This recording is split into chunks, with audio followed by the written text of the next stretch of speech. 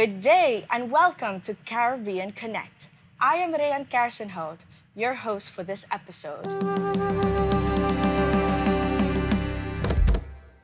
Today, I have a very special guest with me, the Saudi Minister of State of Foreign Affairs, Adel Al Jubeir.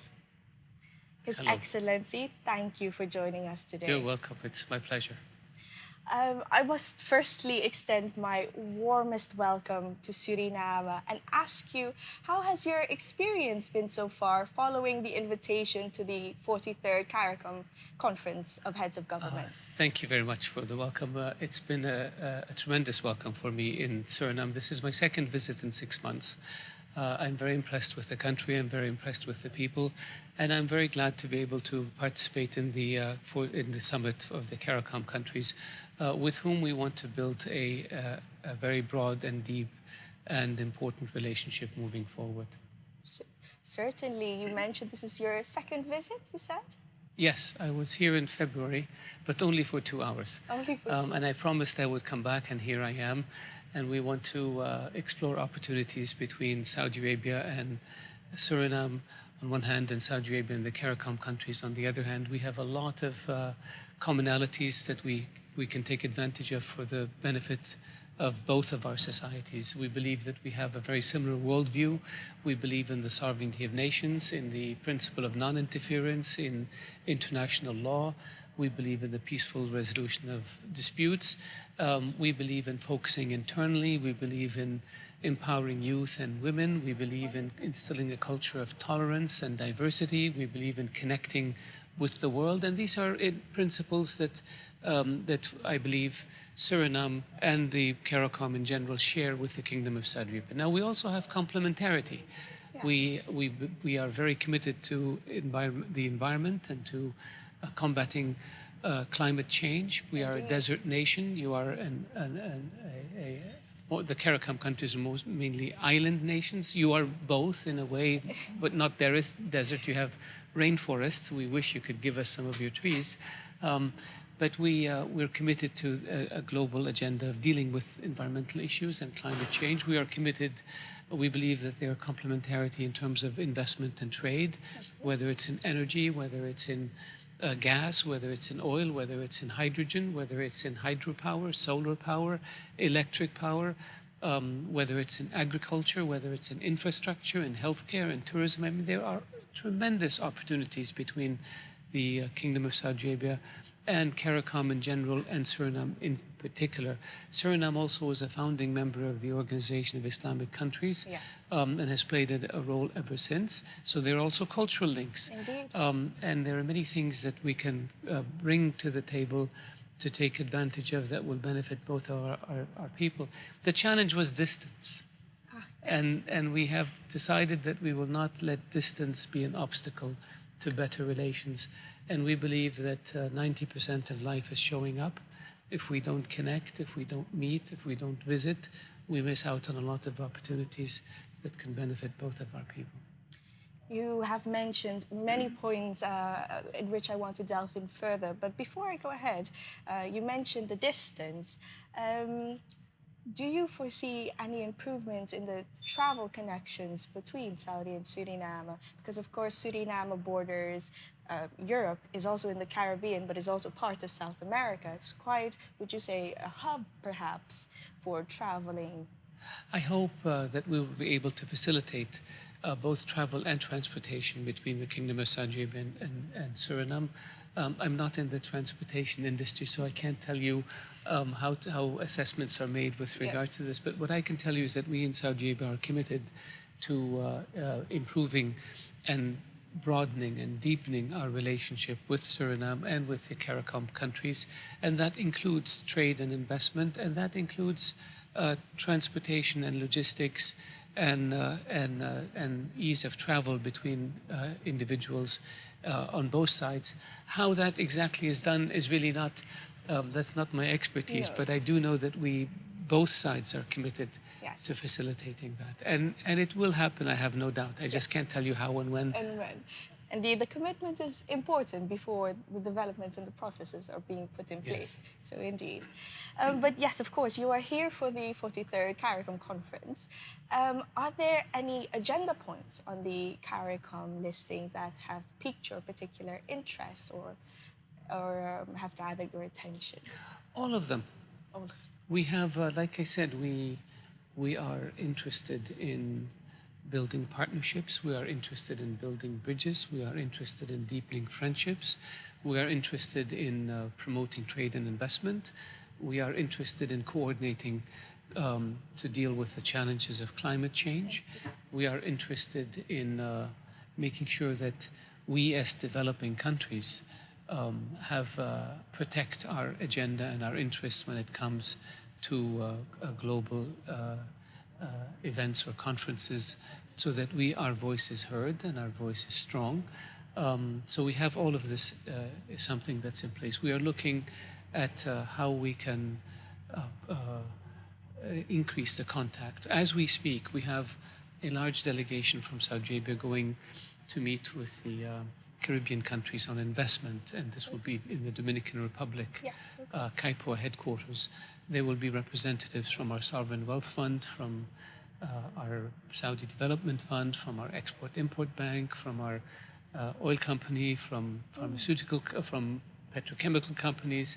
There will be representatives from financial institutions, from the private sector, people who are involved in infrastructure and hospitality, and I mean, you name it, And you it's going name to it, a it's large there. delegation. Okay. And the idea is to kick off a process where we have regular contact with the CARICOM countries in order to see where the opportunities are that we can both take advantage of. And as we speak, our Deputy Minister for Investment is also in Suriname with his team to talk to people in Suriname about investment opportunities potentially in Suriname and projects that can be done that would be mutually beneficial, and to set prior to the conference in the Dominican Republic, which actually is going to be in a couple of days. Yeah, okay. So he will be going there to participate in that conference. So we're very serious about the agenda with CARICOM. We think what CARICOM countries are doing in terms of environment is critical and important. We believe what they're doing in terms of tolerance and diversity, whether it involves religion or involves culture or ethnicity, is extremely commendable and should be an example for the world to follow. And we support it wholeheartedly because we think that through dialogue we overcome misunderstanding and we overcome conflict. We share the concern of the CARICOM countries with regards to climate change and its impact on countries' physical borders. Yeah. We share the concern about the energy crisis in the world and how we can deal with it together. We share the interest in terms of sustainable food production and agriculture with CARICOM, and we want to be part of these solutions. We are very interested in the issue of transportation within the CARICOM countries and how that evolves, because we can learn from that and see if we can't use it in the Middle East. We also want to be a part of it. We think that this region has tremendous opportunities in all the sectors I mentioned, and it's a beautiful region. And we want to also be part of that development. So we come as friends, we come as partners, and we come as people who believe in the long term and people who believe that everything has to be mutually beneficial. Yes. And so this is part of the reason that I'm here. And I've had very, very positive meetings and conversations with the various leaders of the CARICOM. I've also had the opportunity to meet with the Religious Council in Suriname, representatives of the major faiths, and I was very, very impressed with their outlook and what they have been able to do, and very, very impressed with how Suriname has been able to use its diversity as a source for strength rather than a source for conflict. And I think that this should be a model for other countries in the world to emulate. And I made sure that I told them that, and I also explained that this issue for us in Saudi Arabia is a priority. Wonderful. Wonderful. There are so many things that I'm gathering from what you've spoken about, including that we can learn from each other and that there are numerous opportunities to strengthen our relations. Um, in light of the recent oil and gas developments in the region, what are your thoughts on the CARICOM initiative for energy security and the development of the oil and gas sector for the region and beyond? We think it's very important, and we're very supportive, and we want to be a part of it. We are the Saudi Aramco is the largest oil company in the world. Yes. We are one of the largest exporters of crude oil in the world, and we have a lot of experience in this. We have a lot of experience in negotiating with oil companies when it comes to concessions, when it comes to production, when it comes to sharing agreements, until we purchased the oil assets from the foreign companies in the 1980s, Right. and they became wholly Saudi-owned. So we want to be your partners in this area. We believe that the world needs oil and gas, needs hydrocarbons in order to meet its energy needs, Yes. and that this does not mean we don't pay attention to renewable energy. We just don't see how one can meet the demands of energy without hydrocarbons. We are one of the largest investors in the world in solar energy, in electric cars, in electric car batteries, in hydro energy, in wind and wind power, because we believe that the future is in that direction. Okay. And we believe we have a very ambitious goal with regards to reducing carbon. In fact, Yes. the goal that we set for ourselves in 2015, we doubled 2 weeks ago. 2015. We had the goal, we announced it in 2015 to reduce carbon to a certain level by 2030. We doubled that goal 2 weeks ago. Wow. We have an initiative to plant 10 billion trees in Saudi Arabia over the next few decades. We have an initiative to plant 40 billion trees in the broader Middle East over the next few decades. We believe that those two initiatives, the Saudi Green Initiative and the Middle East Green Initiative, will contribute 10% of the total reduction that the world is aiming for, even though we are less than 2% of the population. So we are very committed to having a cleaner environment and to combating climate change.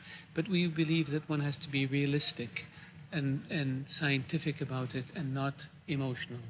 And we think that when it comes to developing oil and gas, there are ways to do it, and we believe that there is a need for it.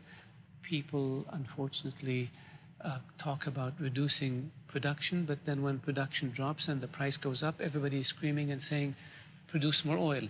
So one time it's we don't need oil because of pollution, the other time it's we need oil because prices are too high. Yes. There has to be a rational discussion Yes. about this that's based on science, not based on emotions. Yes. And it has to be devoid of hypocrisy.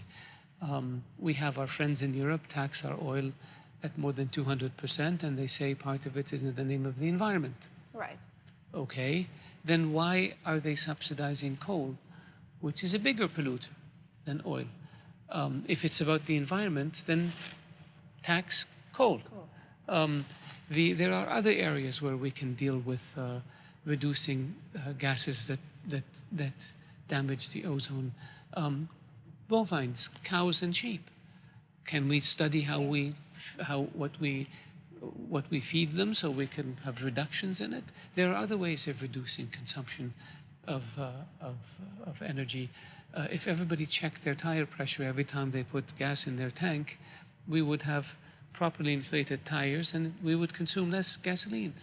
So there are rational ways of dealing with issues, and there's a need also for the industrial countries to help the less developed countries acquire the technology and have access to the capital to be able to move towards a newer area.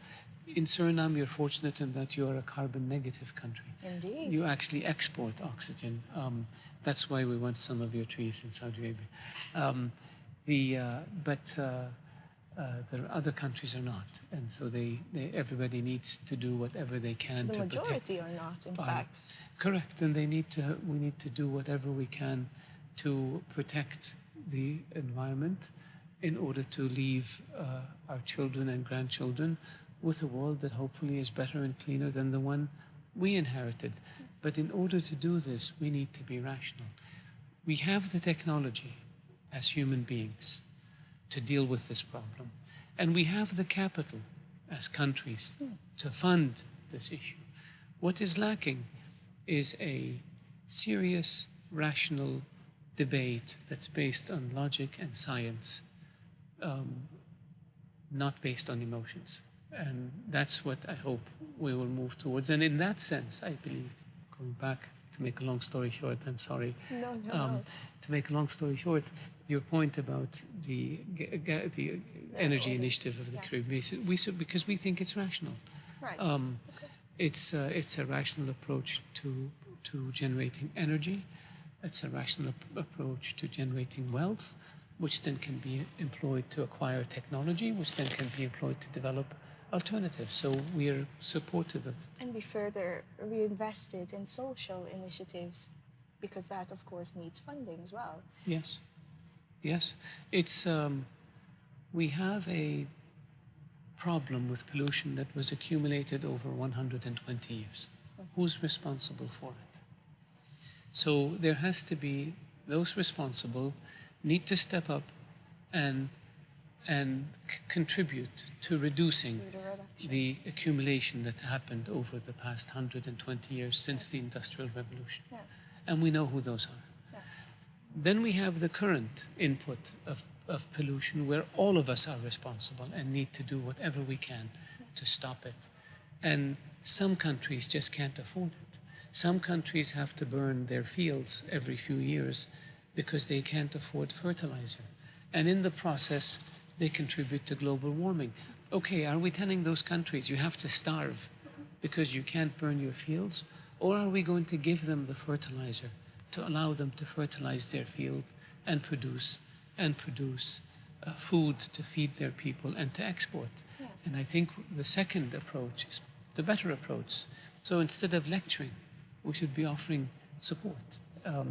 That's what I mean by a rational debate about energy and the dealing with climate change and dealing with environmental issues in general. Okay. So in your opinion, the discussions surrounding the energy security in the CARICOM are headed in that rational direction, as you've spoken about? I believe so, because you want to be able to be energy independent, whether you're energy independent because you rely on geothermal or on hydropower or on solar power or on oil and gas. The objective is energy independence because it reduces your cash outflow, which allows you to invest it internally for infrastructure, education, healthcare, the things that improve the quality of life of individuals. And once you do that, you become more prosperous and more stable societies. You already are prosperous and stable. We want you to be more. You have the challenge that the CARICOM countries have is that they're classified as middle-income countries. And once you reach that classification, in the old days, 30, 40 years ago, it was considered a blessing for developing countries to reach that level. Lower middle income, I mean, it was considered, okay, we're out of poverty. The challenge today is when you reach that level, your access to concessionary loans becomes almost zero. Yeah. The IMF, the World Bank will say, oh, no, you're a middle income country. We can't give you these developmental loans. Other financial institutions, global, that are designed to support less developed countries will say you're out of that category, so we can't give you.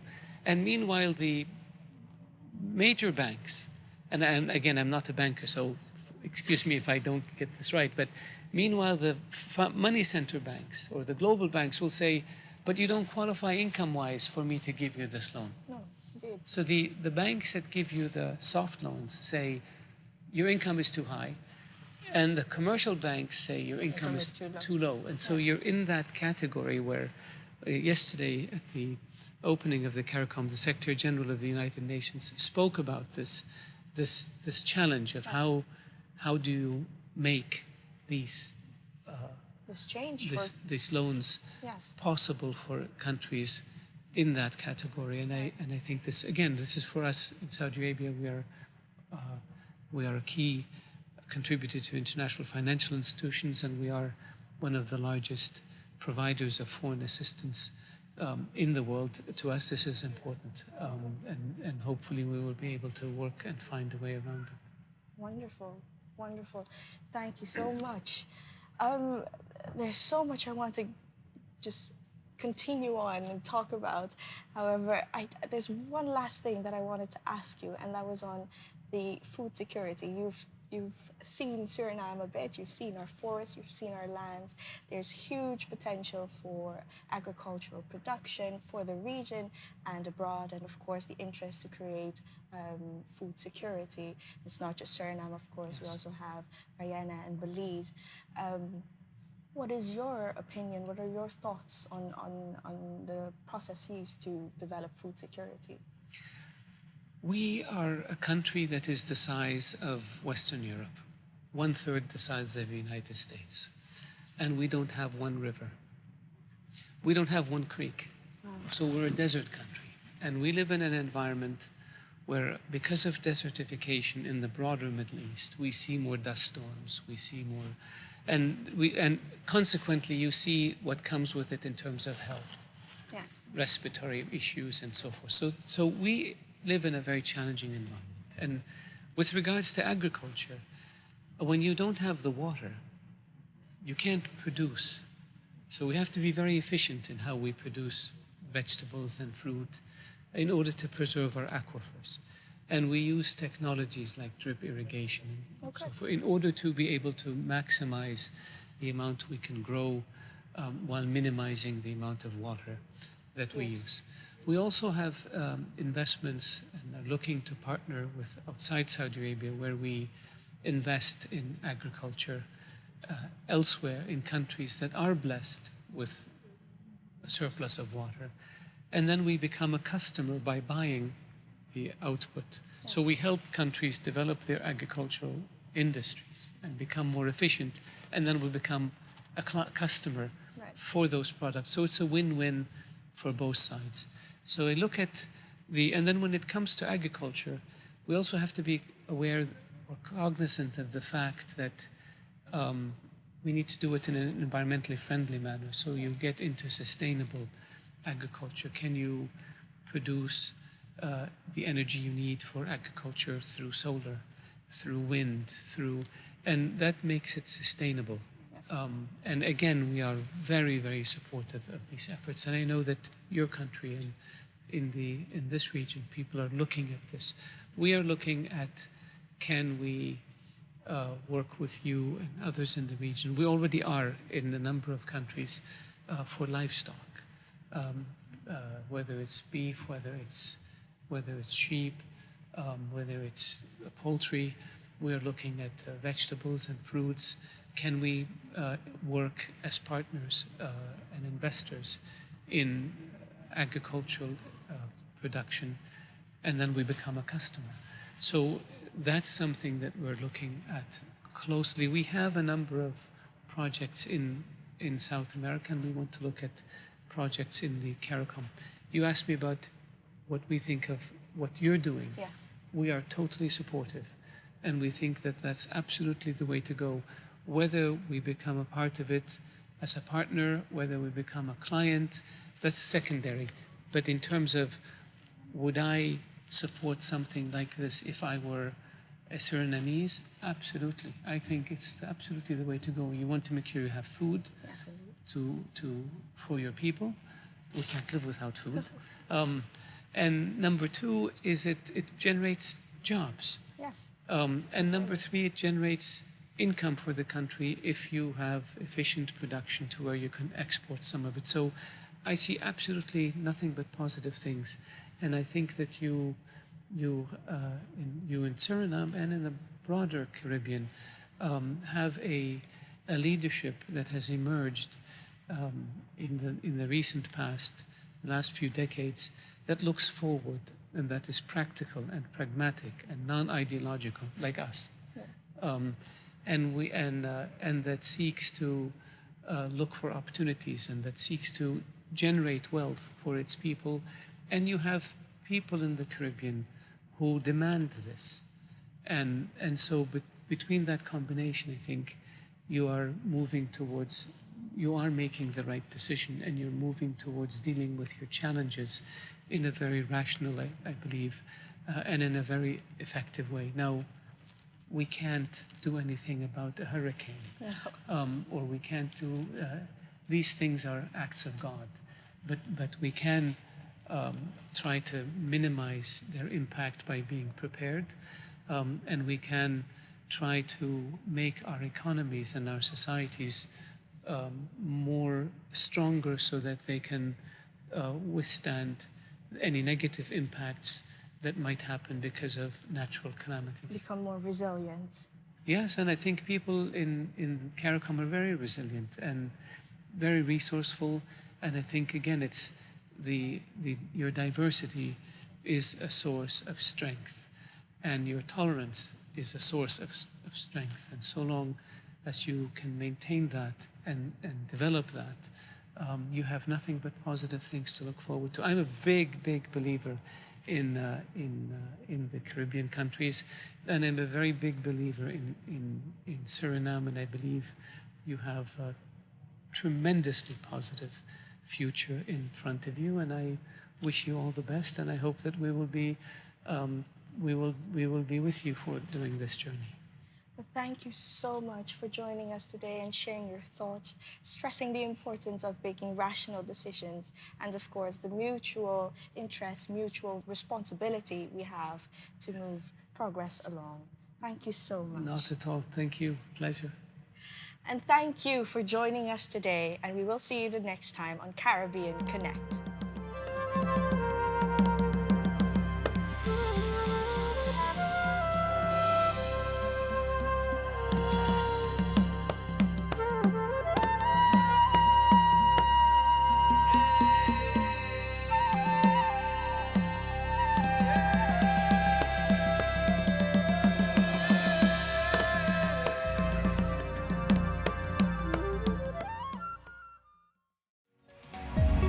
Dime Network, your business channel.